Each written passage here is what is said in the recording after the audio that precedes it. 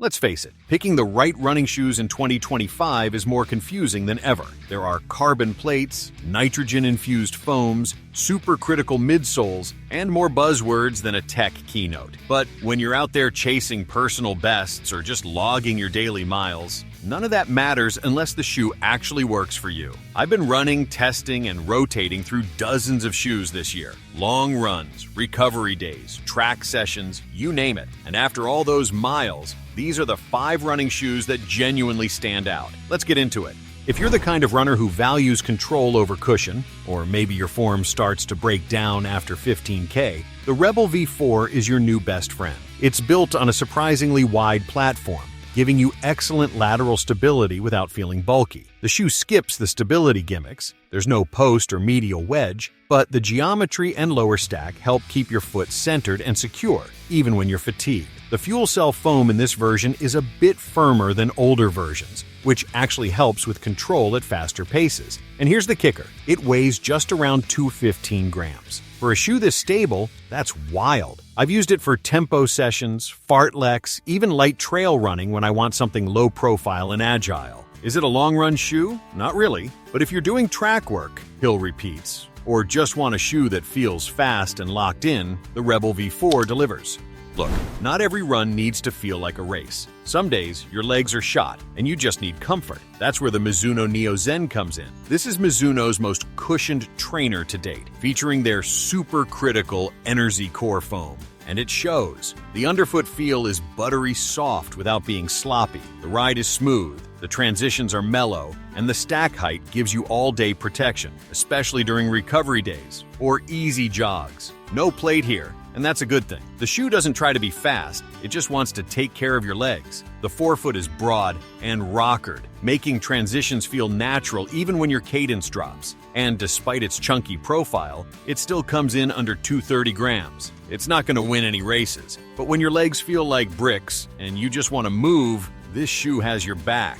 I've said this before and I'll say it again. If I could only own one pair of running shoes in 2025, it would be the SUPERBLAST 2. It's not plated. It doesn't need to be. The magic here comes from the dual foam midsole, FF-Blast Plus Eco on top for softness, and a firmer flight foam turbo base that adds structure and bounce. The combination is smooth, snappy, and surprisingly light for a max cushion trainer. The geometry makes it work for everything. Easy days? No problem. Long runs? Absolutely. Tempo runs? Still solid. I've even raced in this thing when I didn't want to burn out my carbon-plated shoes. And durability? Excellent. You're not worrying about delicate foams or shredded outsoles after 300K. If you're a runner who trains in one primary shoe and wants something that adapts to your week instead of complicating it, this is the pick.